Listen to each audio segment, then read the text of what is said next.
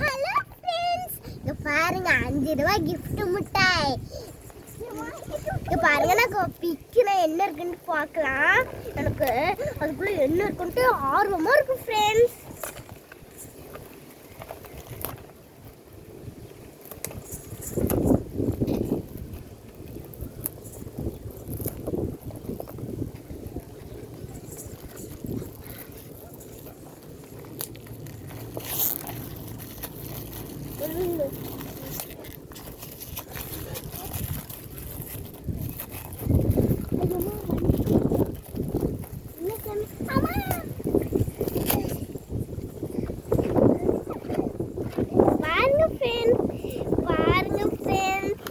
பாருங்க 100 ரூபாய் நோட்டு, மிட்டாய்,